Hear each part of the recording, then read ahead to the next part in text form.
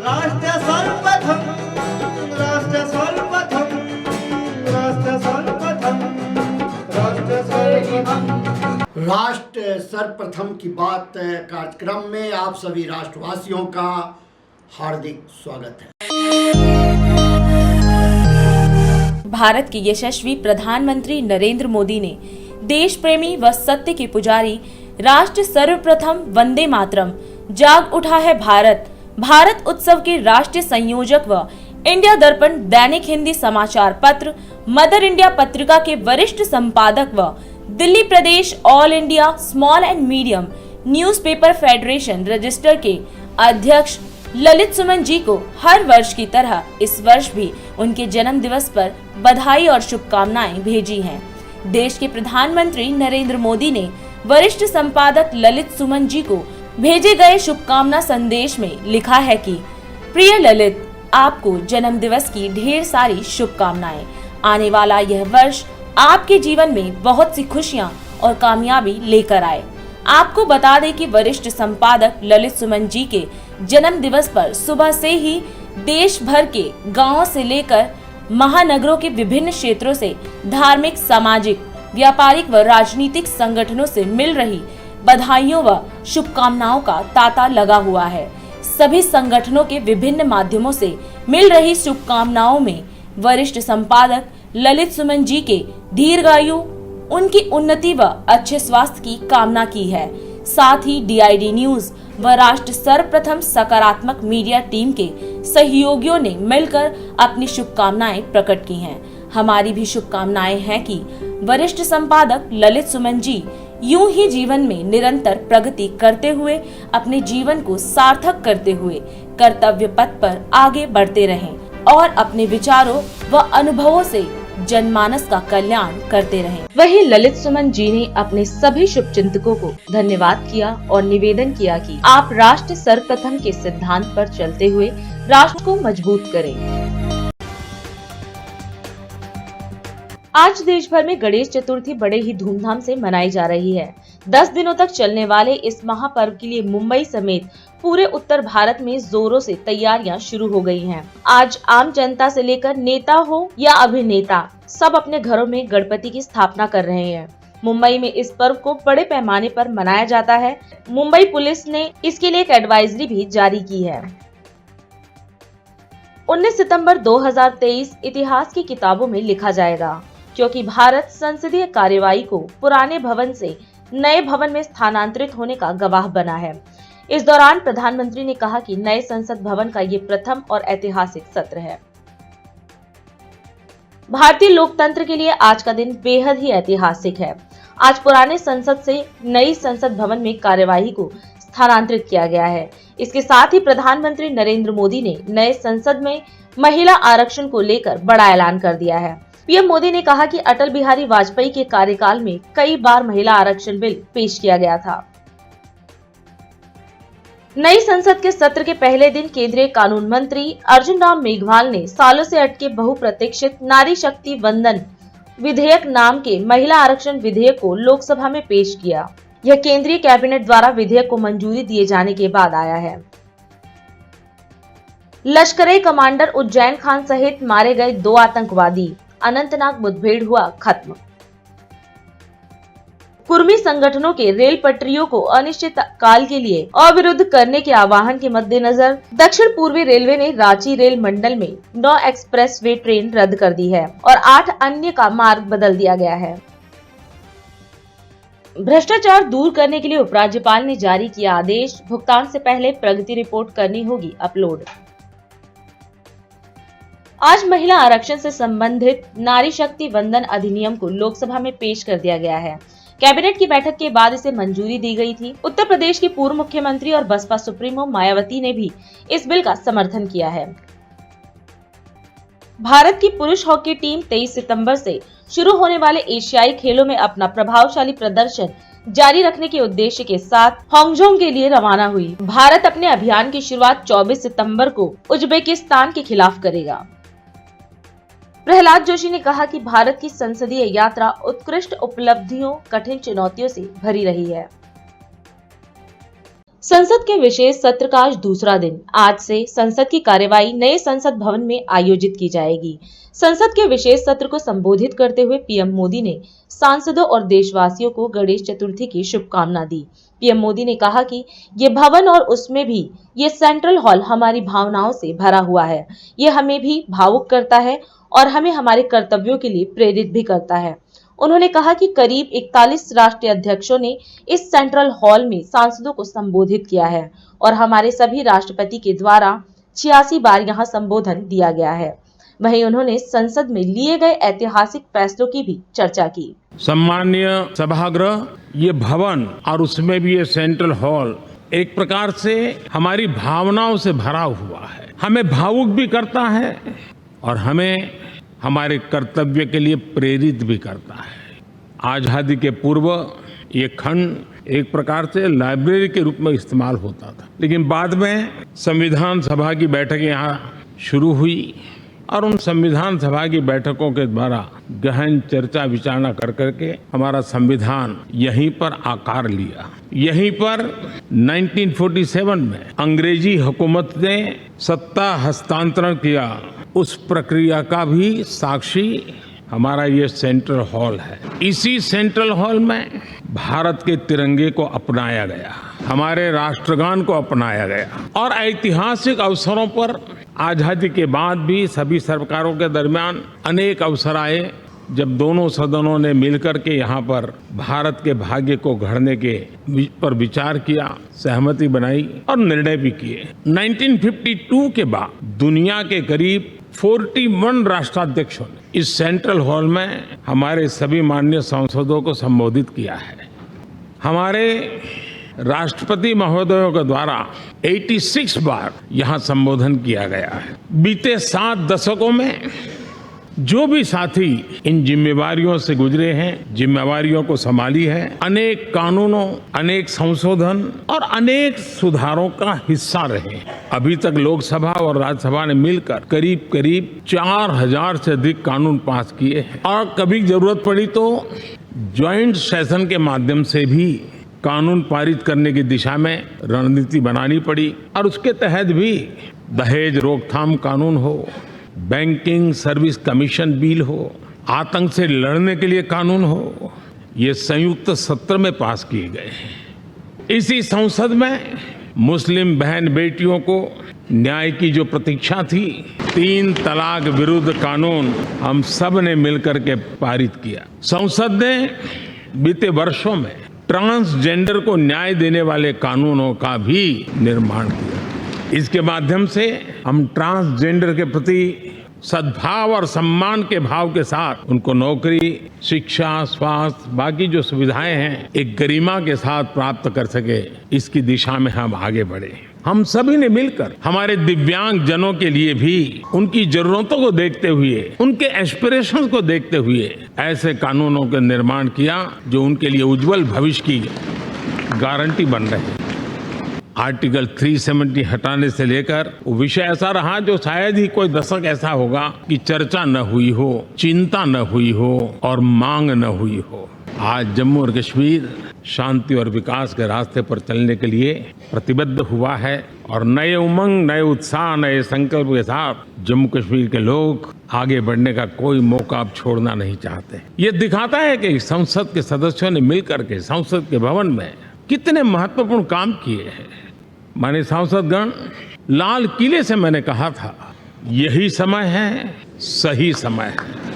आदरणीय बंधुगण, आदरणीय उपराष्ट्रपति जी, आदरणीय स्पीकर महोदय, आज हम यहाँ से विदाई लेकर के नए भवन में जा रहे हैं, संसद के नए भवन में बैठने वाले और ये शुभ है, गणेश चतुर्थी के दिन बैठ रहे हैं। आप दोनों महानुभावों को एक प्रार्थना कर रहा हूँ, एक विचार आपके सामने रख रहा हूँ।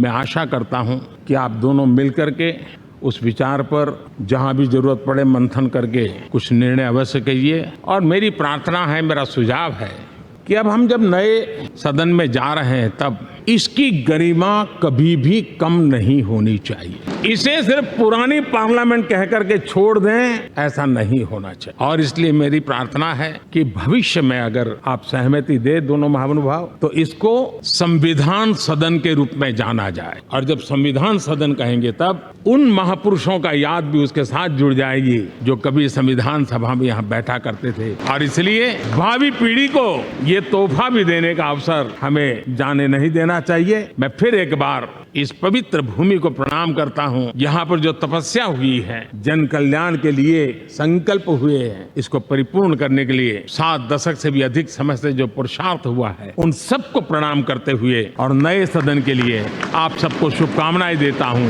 बहुत बहुत धन्यवाद। राष्ट्रीय पोषण माह के तहत आज लोक भवन में एक कार्यक्रम आयोजित किया गया, जिसमें सीएम योगी आदित्यनाथ ने प्रतिभाग किया। इस अवसर पर सीएम योगी ने कार्यक्रम को संबोधित करते हुए कहा कि आज महिला बाल विकास विभाग द्वारा अनेक कार्यक्रम आयोजित किए गए, जिनमें प्रमुख 205 करोड़ रुपए की लागत से 171 बाल विकास परियोजना कार्यालयों व 1209 आंगनवाड़ी केंद्रों का शिलान्यास है। वहीं 150 आंगनवाड़ी केंद्रों का लोकार्पण किया गया है। इसके अलावा 2,90,000 आंगनवाड़ी कार्यकर्त्री एवं सहायिकाओं को यूनिफॉर्म के लिए करोड़ों रुपए की धनराशि अंतरित भी की गई। मैं सबसे पहले राष्ट्रीय पोषण माह के अवसर पर सुपोषित भारत के माध्यम से एक सशक्त और समर्थ भारत की प्रधानमंत्री जी की विजन को मूर्त रूप देने के लिए लगी हुई सभी आंगनबाड़ी कार्यकर्ती बहनों का हृदय से अभिनंदन करता हूं, स्वागत करता हूं। आज इस अवसर पर महिला और बाल विकास विभाग के द्वारा अनेक कार्यक्रम प्रारंभ किए गए हैं, जिनमें 205 करोड़ रुपए की लागत से 171 बाल विकास परियोजना कार्यालयों, 1209 आंगनबाड़ी केंद्रों का शिलान्यास हो रहा है, तो 150 आंगनबाड़ी केंद्रों का लोकार्पण का कार्यक्रम भी अभी संपन्न हुआ है। इसके साथ ही 2,90,000 आंगनबाड़ी कार्यकर्त्री और आंगनबाड़ी सहायकों को यूनिफॉर्म के रूप में 1,000 रुपए की दर से डीबीटी के माध्यम से ये राशि अभी अंतरित की गई है। और साथ ही यहाँ पर गर्भवती महिलाओं की गोद भराई और बच्चों की अन्नप्राशन का कार्यक्रम संपन्न हुआ है। इस पूरे कार्यक्रम के प्रति जो राष्ट्रीय पोषण मिशन का जो कार्यक्रम प्रारंभ हो रहा है, उसकी ये 6ठी वर्षगांठ है। आदरणीय प्रधानमंत्री जी ने 2018 में इस कार्यक्रम को प्रारंभ किया था। इस अवसर पर मैं प्रदेश भर के देश के भावी भविष्य के सुपोषण के लिए चलाए जाने वाले इस कार्यक्रम के प्रति अपनी हृदय से शुभकामनाएं देता हूं। हम सब जानते हैं कि पोषण अभियान एक स्वस्थ भारत और एक समर्थ भारत की नींव रखता है। प्रधानमंत्री जी ने इसलिए कुपोषण के खिलाफ एक व्यापक अभियान प्रारंभ करने के लिए पूरे देश को प्रेरित किया। कुपोषण का दुष्परिणाम क्या होता है? मुझे याद है पूर्वी उत्तर प्रदेश में इंसेफ्लाइटिस से मौतें होती थी, और मौत भी 1 से लेकर के 15 वर्ष तक के बच्चों की होती थी। प्रतिवर्ष 1200-1500 मौत के आंकड़े पूरे प्रदेश भर से निकलते थे। जब प्रदेश सरकार ने केंद्र सरकार के साथ मिलकर के अंतर विभागीय समन्वय से, उसमें हमने स्वास्थ्य विभाग को नोडल विभाग बनाया था 2017 में, और नोडल विभाग बनाने के साथ इसमें महिला और बाल विकास विभाग को, बेसिक और माध्यमिक शिक्षा को, नगर विकास और ग्राम्य विकास एवं पंचायती राज को, इन सभी को इसके साथ जोड़ा, तो आप आश्चर्य करते होंगे कि 1977 से लेकर 2017 तक उत्तर प्रदेश में लगभग 50,000 बच्चे जिस इंसेफ्लाइटिस की चपेट में आकर के काल कलवित हुए थे, 18 से इसमें निरंतर कमी आई, और आज की स्थिति है कि इंसेफ्लाइटिस उत्तर प्रदेश से, यानी अंतर विभागीय समन्वय कन्वर्जन के माध्यम से हम पूरी तरह समाप्त करने में सफल हुए हैं।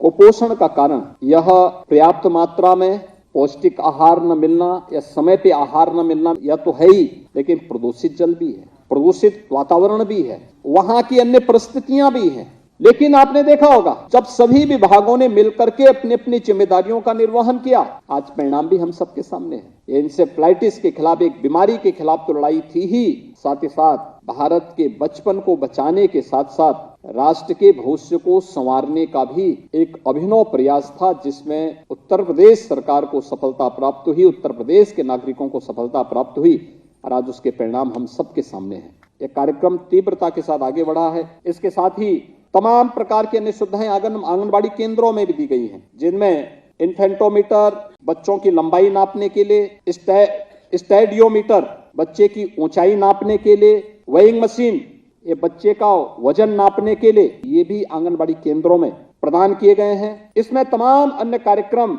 इसके साथ जोड़े गए हैं और उन कार्यक्रमों को आगे बढ़ाने की दिशा से आज जो एक कार्यक्रम यहाँ पर प्रारंभ किया गया है, आंगनबाड़ी कार्यकर्तियों को डाटा प्लान के लिए 2000 रुपए और अनुपूरक पोषाहार वितरण के पोषण ट्रैकर पर सेवाओं के अंकन के लिए इसमें 1500 रुपए प्रदान किए जा रहे हैं। एक बड़ा अभियान है और इस अभियान के साथ हम लोगों को प्रदेश के अंदर 19 लाख जो विभिन्न प्रकार के आंगनबाड़ी केंद्रों का जो हमारे पास एक आधारभूत ढांचा है, इस ढांचे को और उसकी आवश्यकताओं को बेसलाइन सर्वे करा करके जो 18 जो मूलभूत उसके संकेत है, उसके आधार पर इस कार्यक्रम को आगे बढ़ाने की कार्रवाई को आगे बढ़ाया जा रहा है। और मुझे पूरा विश्वास है कि राष्ट्रीय पोषण माह 2023 इन सभी लक्ष्यों को प्राप्त करने में सफल होगा।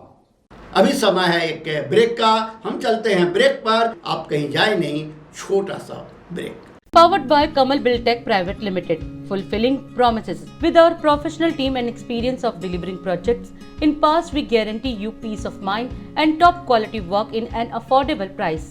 राष्ट्र सर्वप्रथम की बात कार्यक्रम में ब्रेक के बाद एक बार फिर आप सभी राष्ट्रवासियों का स्वागत है। आज मध्य प्रदेश के मुख्यमंत्री शिवराज सिंह चौहान ने विदिशा जिले की गजबा सौदा विधानसभा में जन आशीर्वाद यात्रा में सहभागिता कर जन समुदाय को संबोधित किया। इस दौरान सीएम ने कहा कि जनता की जिंदगी को बेहतर बनाना ही हमारी जिंदगी का मिशन है।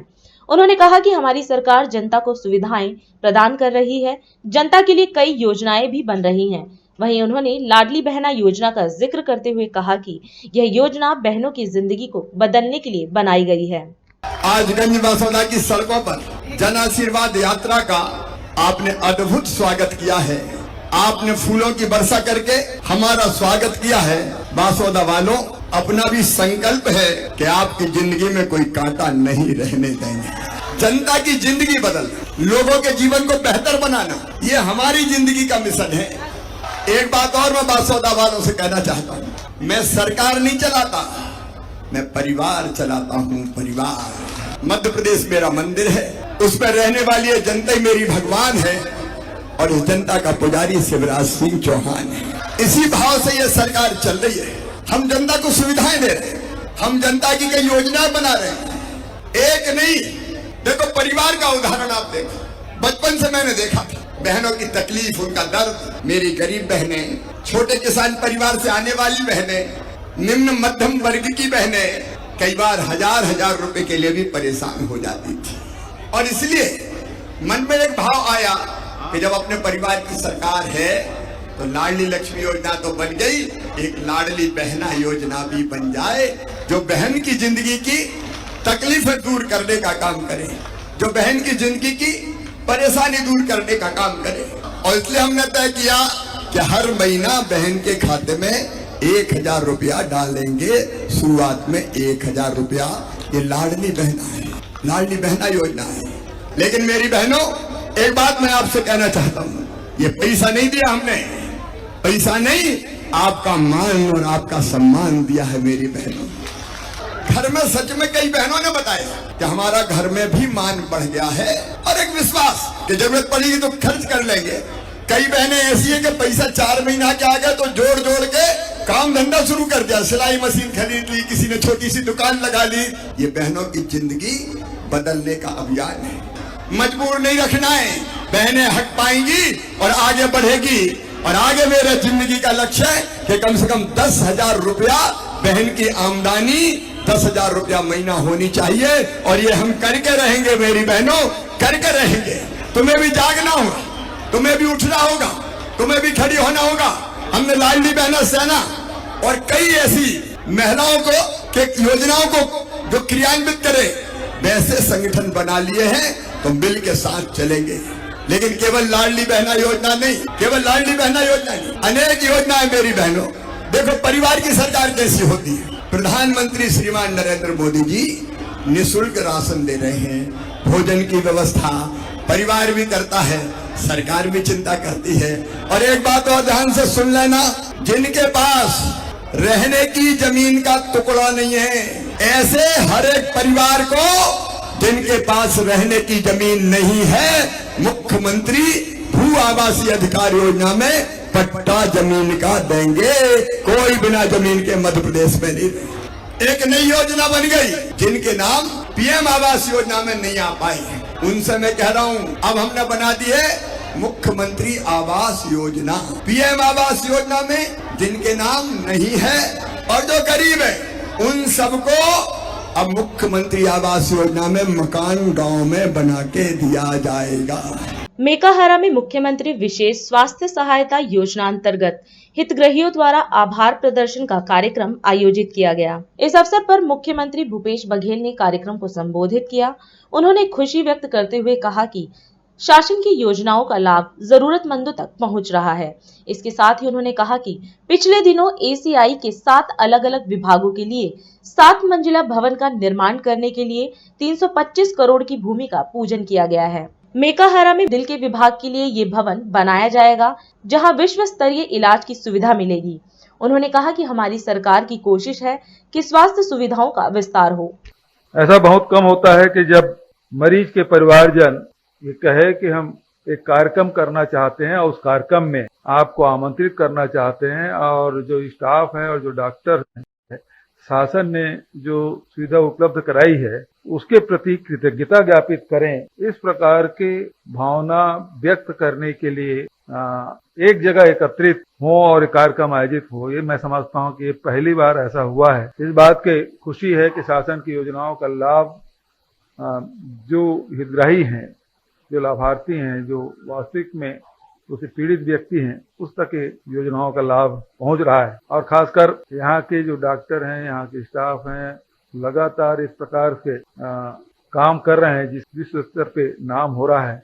और न केवल इस मेडिकल कॉलेज का, इस संस्था का, बल्कि पूरे छत्तीसगढ़ और रायपुर का नाम रोशन हो रहा है। और इसके लिए जो आपने परिश्रम किया है, इसके लिए मैं पूरे स्टाफ को बहुत बधाई देता हूँ। दूसरी बात यह है कि इसके विस्तार के लिए जो बातें डॉक्टर स्मिथ ने कही है कि अलग अलग इसके यूनिट हो, जैसे मेडिसिन के अंडर में आता है और कार्डियोलॉजी के अंदर में 7 और ब्रांचेस हैं, तो इसको और विस्तार करने की आवश्यकता है।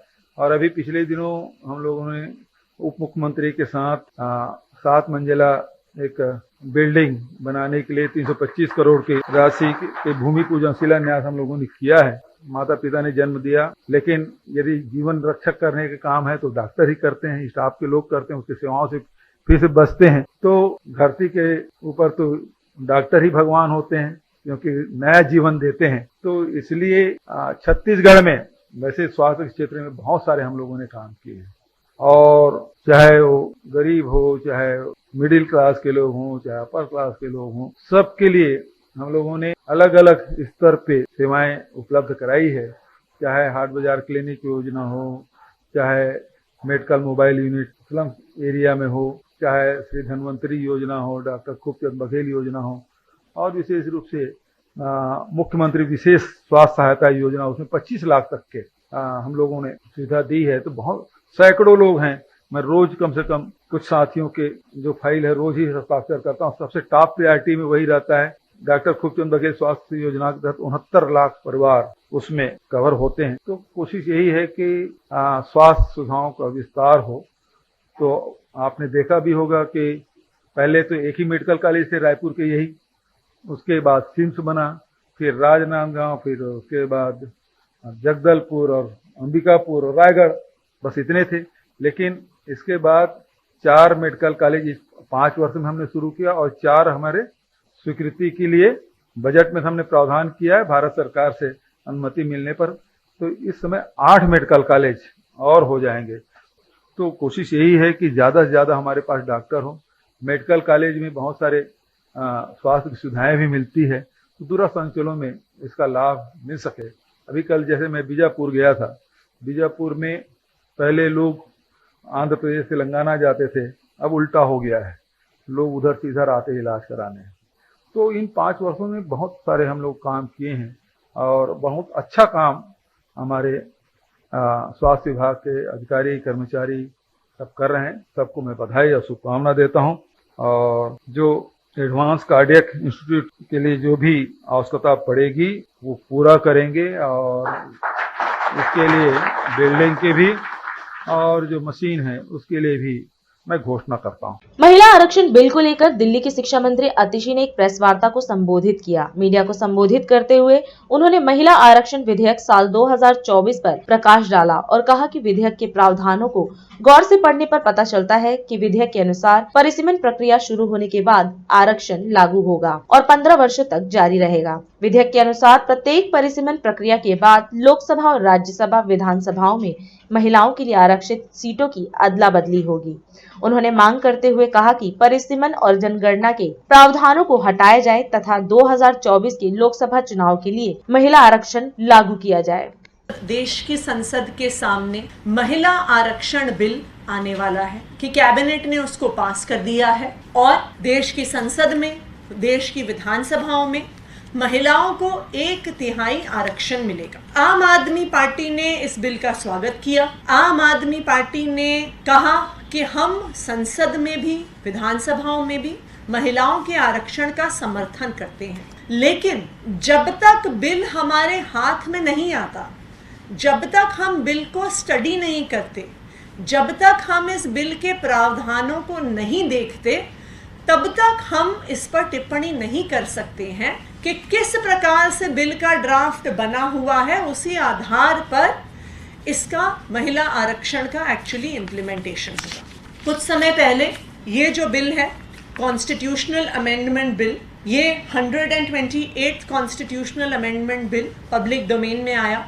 इस बिल को केयरफुली देखने के बाद जब इसको क्लॉज बाय क्लॉज हमने पढ़ा तो फिर ये समझ में आया कि ये महिला आरक्षण बिल नहीं है, क्योंकि जब आप इस बिल के प्रावधानों को पढ़ेंगे तो जो इस बिल का सेक्शन 5 है, आर्टिकल 334A, जो ये कॉन्स्टिट्यूशनल अमेंडमेंट कॉन्स्टिट्यूशन में ऐड करेगा, वो ये कहता है, Notwithstanding anything in the foregoing provision of this part or part 8, the provisions of the Constitution relating to the reservation of seats for women in the House of the People, the Legislative Assembly of the State and the Legislative Assembly of the National Capital Territory of Delhi.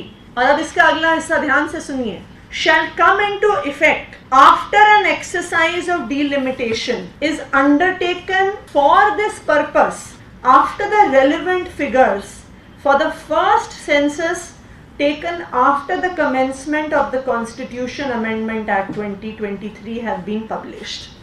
इसका ये मतलब हुआ कि 2024 के चुनाव में महिलाओं को आरक्षण नहीं मिलने वाला है। ये बिल जब पास होगा उसके बाद जो पहली जनगणना होगी उसके आधार पर डिलिमिटेशन होगी और उस डिलिमिटेशन के आधार पर महिलाओं को आरक्षण दिया जाएगा। अगर हम एक सिंपल सा गणित करें तो जनगणना होने में कम से कम 1 साल का समय लगता है, उसके बाद डिलिमिटेशन की प्रक्रिया शुरू होगी। एमसीडी जैसे छोटे चुनाव की डिलिमिटेशन करने में 6 महीने का समय लग गया इलेक्शन कमीशन को, तो जब पूरे देश की डिलिमिटेशन होनी होगी तो 1 साल 2 साल का समय आराम से किसी भी डिलिमिटेशन कमीशन को लग सकता है। वैसे भी कॉन्स्टिट्यूशन के अनुसार जो 91st अमेंडमेंट हुआ था उसके अनुसार 2026 से पहले नेशनल लेवल पर डिलिमिटेशन हो ही नहीं सकता। इसका मतलब कि जिस महिला आरक्षण बिल का इतना ढिंढोरा पीटा जा रहा है उसका जल्द से जल्द इम्प्लीमेंटेशन अगर होगा तो 2027 या 2028 में होगा, ये 2024 में होने वाला नहीं है। हमारी भारतीय जनता पार्टी से ये मांग है कि ये जो बिल संसद में पेश किया जा रहा है, इस बिल में संशोधन किया जाए, डिलिमिटेशन का, सेंसस का इंतजार ना किया जाए और आम आदमी पार्टी ये मांग करती है कि महिलाओं का आरक्षण 2024 के ही चुनाव से किया जाए। धन्यवाद। और अधिक खबरों के लिए आप हमारे YouTube चैनल दैनिक इंडिया दर्पण को अभी सब्सक्राइब करें और नोटिफिकेशन के लिए बेल आइकन को प्रेस करना ना भूलें।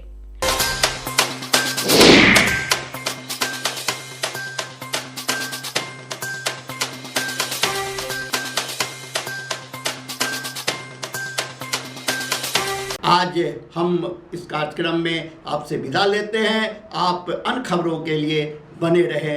राष्ट्र सर्वप्रथम, वंदे मातरम, जाग उठा है भारत।